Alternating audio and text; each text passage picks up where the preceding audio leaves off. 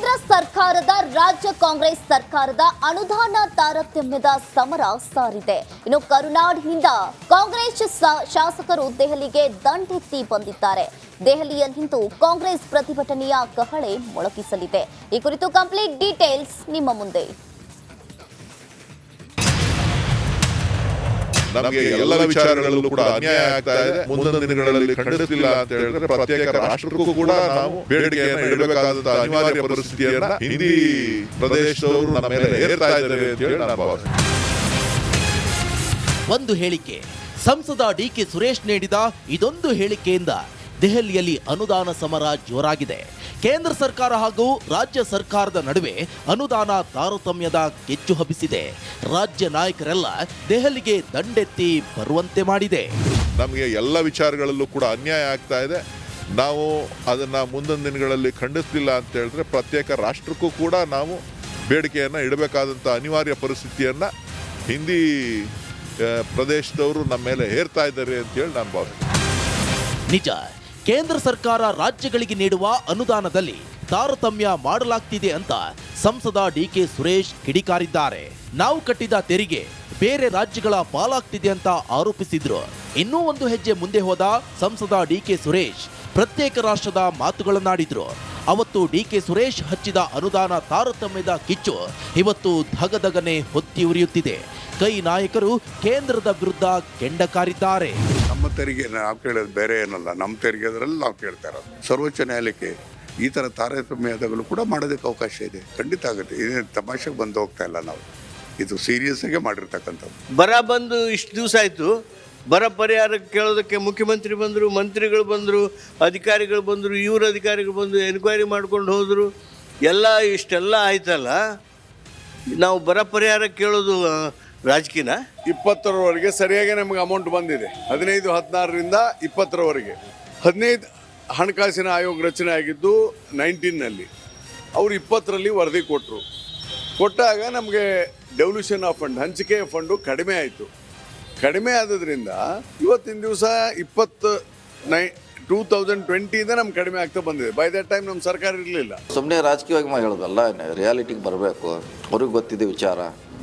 ಅವರು ಇದ್ದಾಗ ಕೂಡ ಸಾಕಷ್ಟು ಅವರು ಟ್ರೈ ಮಾಡಿದ್ರು, ಅವ್ರಿಗೆ ಪಟ್ಟಿಲ್ಲ. ಸೊ ಅದು ರಾಜ್ಯಕ್ಕೆ ಬರಬೇಕದು. ಕರ್ನಾಟಕ ಕಾಂಗ್ರೆಸ್ ಸರ್ಕಾರ ಅಂತಲ್ಲ, ಕರ್ನಾಟಕ ನಾಡಿಗೆ ಬರಬೇಕಷ್ಟೇ ದುಡ್ಡು. ಅನುದಾನ ತಾರತಮ್ಯದ ವಿರುದ್ಧ ಸಿಡಿದ ಕಾಂಗ್ರೆಸ್ ಶಾಸಕರು ದೆಹಲಿಗೆ ದಂಡೆತ್ತಿ ಬಂದಿದ್ದಾರೆ. ಒಂದಲ್ಲ ಎರಡಲ್ಲ, ಬರೋಬ್ಬರಿ 135 ಶಾಸಕರು ದೆಹಲಿಯಲ್ಲಿಂದು ಪ್ರತಿಭಟನೆಯ ಕಹಳೆ ಮೊಳಗಿಸಲಿದ್ದಾರೆ. ದೆಹಲಿಯ ಜಂತರ್ ಮಂತರ್ನಲ್ಲಿ ನನ್ನ ತೆರಿಗೆ ನನ್ನ ಹಕ್ಕು ಎಂಬ ಘೋಷ ವಾಕ್ಯದೊಂದಿಗೆ ಕೇಂದ್ರ ಸರ್ಕಾರದ ವಿರುದ್ಧ ಗುಡುಗಲಿದ್ದಾರೆ. ಬೆಳಿಗ್ಗೆ 11 ಗಂಟೆಗೆ ಈ ಬೃಹತ್ ಪ್ರತಿಭಟನೆ ಶುರುವಾಗಲಿದೆ. ಅದೇನೇ ಇರಲಿ, ಕೇಂದ್ರ ಸರ್ಕಾರ ಹಾಗೂ ರಾಜ್ಯ ಸರ್ಕಾರದ ನಡುವೆ ಅನುದಾನ ಸಮರ ತಾರಕಕ್ಕೇರಿದೆ. ತೆರಿಗೆ ಕಿಚ್ಚು ಧಗಧಗನೆ ಹೊತ್ತಿ ಉರಿಯುತ್ತಿದೆ. ಕಾಂಗ್ರೆಸ್ನ ಈ ರಣಕಹಳೆಗೆ ಕೇಂದ್ರ ಸರ್ಕಾರ ಮಣಿಯುತ್ತಾ ಅನ್ನೋದೇ ಸದ್ಯದ ಪ್ರಶ್ನೆ.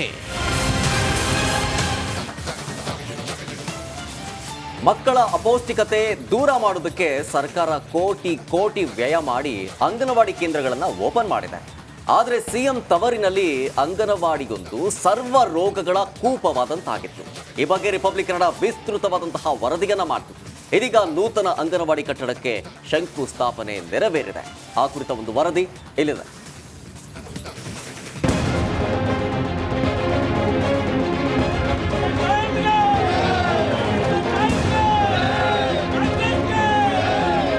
ಇದು ರಿಪಬ್ಲಿಕ್ ಕನ್ನಡ ವರದಿಯ ಬಿಗ್ ಇಂಪ್ಯಾಕ್ಟ್. ಇದು ಮೈಸೂರಿನ ಬನ್ನಿ ಮಂಟಪದ ಯಲ್ಲಮ್ಮ ಬಡಾವಣೆಯಲ್ಲಿ ಮೊದಲು ಅಂಗನವಾಡಿ ಇದ್ದ ಪರಿಸ್ಥಿತಿ. ಹೆಸರಿಗಷ್ಟೇ ಅಂಗನವಾಡಿ ಕೇಂದ್ರದಂತಿದ್ದ ಈ ಅಂಗನವಾಡಿ ಒಳಗೋಗಿ ನೋಡಿದ್ರೆ ತೇಟ್ ಹಂದಿ ಗೂಡೆ ಪರವಾಗಿಲ್ವೇನೋ ಅನ್ಸ್ಬಿಡ್ತಿತ್ತು.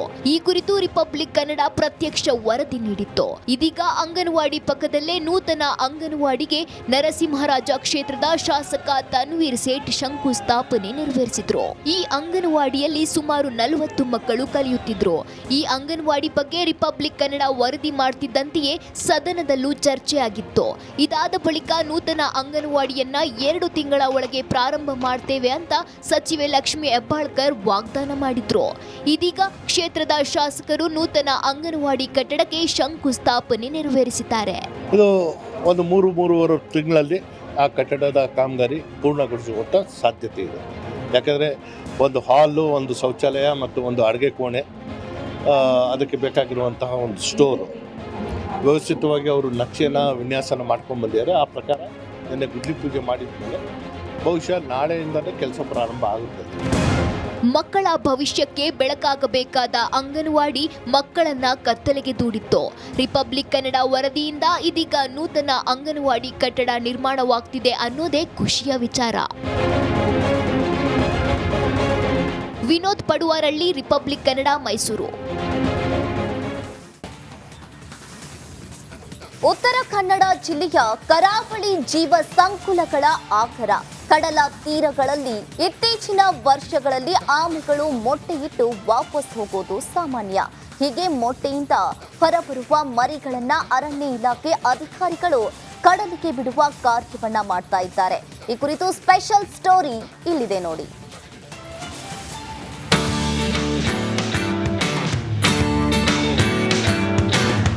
ಒಂದು ಕಡೆ ತಾಯಿಯನ್ನ ಸೇರಿಕೊಳ್ಳುವ ತವಕದಲ್ಲಿರುವ ಪುಟ್ಟ ಪುಟ್ಟ ಆಮೆಗಳು, ಇನ್ನೊಂದೆಡೆ ಅಪರೂಪದ ಜೀವಿಗಳನ್ನ ಕಣ್ತುಂಬಿಕೊಂಡು ಖುಷಿ ಪಡ್ತಿರುವ ಪ್ರವಾಸಿಗರು. ಇದು ಉತ್ತರ ಕನ್ನಡ ಜಿಲ್ಲೆಯ ಕಾರವಾರದಲ್ಲಿ ಕಂಡುಬಂದ ದೃಶ್ಯ. ದೇವಭಾಗ ಕಡಲ ತೀರದಲ್ಲಿ ಆಲಿವ್ ರಿಡ್ಲೆ ಜಾತಿಯ ಆಮೆ ಮರಿಗಳನ್ನ ಕಡಲಿಗೆ ಅರಣ್ಯ ಇಲಾಖೆ ಬಿಡಲಾಗಿತ್ತು. ಕಳೆದ ಡಿಸೆಂಬರ್ 16ರಂದು ಆಮೆಯೊಂದು ಇಲ್ಲಿನ ಕಡಲ ತೀರದಲ್ಲಿ ಮೊಟ್ಟೆಗಳನ್ನ ಇಟ್ಟು ವಾಪಸ್ಸಾಗಿತ್ತು. ಮೊಟ್ಟೆಗಳನ್ನ ಅರಣ್ಯ ಇಲಾಖೆ ಸಿಬ್ಬಂದಿಗಳು ಸಂರಕ್ಷಣೆ ಮಾಡಿದ್ರು. ಇದೀಗ ಮೊಟ್ಟೆಯಿಂದ ಮರಿಗಳು ಹೊರಬಂದಿವೆ. ಫಸ್ಟ್ ಬ್ಯಾಚ್ ಏನು ಆಮೆಗಳು ಮೊಟ್ಟೆಗಳನ್ನ ಇಟ್ಟಿತ್ತು, ಅದು ಹ್ಯಾಚ್ಲಿಂಗ್ ಆಗಿದೆ. ಇದು ಸುಮಾರು ಒಂದು 45 ದಿನಗಳ ನಂತರ ಹ್ಯಾಚ್ಲಿಂಗ್ ಆಗಿದೆ. ಇವತ್ತು 96 ಮೊಟ್ಟೆಗಳನ್ನ ಇದರಲ್ಲಿ ಎಕ್ಸಿಟಿವ್ ಮಾದರಿಯಲ್ಲಿ ಕನ್ಸರ್ವ್ ಮಾಡಿದ್ವಿ. ಸುಮಾರು ಒಂದು 42 ಮೊಟ್ಟೆಗಳು ಹ್ಯಾಚ್ಲಿಂಗ್ ಆಗಿದೆ. ಸರಾಸರಿ ಅಂತಂದ್ರೆ ಒಂದು 50% ಇರ್ತದೆ ಇನ್ ಜನರಲಿ ಹ್ಯಾಚ್ಲಿಂಗು. ನೋಡೋಣ ಈ ವರ್ಷ ಏನಾದ್ರು ನಾವು ಹೆಚ್ಚು ಇನ್ಸಿಟಿವ್ ಮಾದರಿಗೆ ಹೆಚ್ಚು ಆದ್ಯತೆ ಕೊಡ್ತಾ ಇದ್ವಿ. ಸೊ ಹಾಗಾಗಿ ಈಗ ಬಿಟ್ಟಿದ್ದು ಎಕ್ಸಿಟಿವ್ ಮಾದರಿಯಲ್ಲಿ ನಾವು ಬಿಟ್ಟಿದ್ದು, ಇಲ್ಲಿ ಇನ್ಸಿಟಿವ್ ಕನ್ಸರ್ವೇಷನ್ ಮಾಡ್ತಾ ಇದ್ದೀವಿ. ಸಾಮಾನ್ಯವಾಗಿ ನವೆಂಬರ್ನಿಂದ ಮಾರ್ಚ್ವರೆಗೆ ಹುಣ್ಣಿಮೆಯ ದಿನದಂದು ಕಡಲಾಮೆಗಳು ಕಡಲ ತೀರಕ್ಕೆ ಬಂದು ಮೊಟ್ಟೆ ಇಡ್ತವೆ. ಕಡಲ ತೀರದಲ್ಲಿ ಹೊರಬಂದ ಮರಿಗಳನ್ನ ಬಿಡುವ ಸಂದರ್ಭದಲ್ಲಿ ಪ್ರವಾಸಿಗರು, ಸಾರ್ವಜನಿಕರು ಭಾಗಿಯಾದ್ರು. ಅಪರೂಪದ ಆಮೆ ಮರಿಗಳನ್ನ ಕಂಡು ಜನರು ಫುಲ್ ಖುಷಾದ್ರು. ಹ್ಯಾಚ್ ಆಗಿರುವಂಥ ಟರ್ಟಲ್ ಬಿಡ್ತಾ ಇದ್ದಾರೆ ಅಂತ. ಸೊ ನಾವು ಫುಲ್ ಎಂತೂಸಿಯಾಸ್ಟಿಕ್ ಆಗಿ ಬಂದು ನೋಡಿದ್ವಿ ಇಲ್ಲಿ. It was so cute. ಥರ ತುಂಬ ಚಿಕ್ಕದಾಗಿ ಚೆನ್ನಾಗಿತ್ತು ನೋಡೋದಕ್ಕೆ. ಆಮೇಲೆ ಇಲ್ಲಿ ನಮ್ಮ ಕೈಲೆಲ್ಲ ಬಿಡಿಸಿದ್ರು ಇಲ್ಲಿ. ಸೊ ಕಡಲ್ಗೆಲ್ಲ ಬಿಟ್ಟು ದೊಡ್ಡದು ನೋಡಿರ್ತೀವಿ, ಇದು ಒಂಥರ ಚೆನ್ನಾಗಿತ್ತು. ಇದು ಆ್ಯಕ್ಚುಲಿ ಈ ಥರ ಎಕ್ಸ್ಪೀರಿಯನ್ಸ್ ಯಾವತ್ತೂ ಆಗಿರಲಿಲ್ಲ. First time experience. ಮತ್ತು ಫಸ್ಟ್ ಟೈಮ್ ನಾವು ಇಲ್ಲಿಗೆ ಬಂದು ಈ ಥರ ನೋಡಿದ್ದು ಆ್ಯಕ್ಚುಲಿ. ಸೊ ಒಂಥರ ತುಂಬಾ ಖುಷಿ ಆಯಿತು ಬಿಟ್ಟಿದ್ದೆಲ್ಲ. ಒಟ್ಟಿನಲ್ಲಿ ಕಳೆದ ಕೆಲ ದಿನಗಳಿಂದ ಆಮೆಗಳು ಸಂತಾನೋತ್ಪತ್ತಿಯಲ್ಲಿ ತೊಡಗಿದ್ದು ಕಡಲ ತೀರವನ್ನ ಆಯ್ಕೆ ಮಾಡಿಕೊಂಡು ಮೊಟ್ಟೆ ಇಟ್ಟು ಕಡಲಿಗೆ ಮರಳುತ್ತಿವೆ. ಮರಿಯಾದ ನಂತರ ಸಮುದ್ರದತ್ತ ಹೆಜ್ಜೆ ಹಾಕ್ತಿರೋದು ಜೀವ ಸಂಕುಲದ ಉಳಿವೆ ಮಹತ್ವದ ಬೆಳವಣಿಗೆಯಾಗಿದೆ. ಶೇಷಗಿರಿ ಮುಂಡಳ್ಳಿ, ರಿಪಬ್ಲಿಕ್ ಕನ್ನಡ, ಕಾರವಾರ.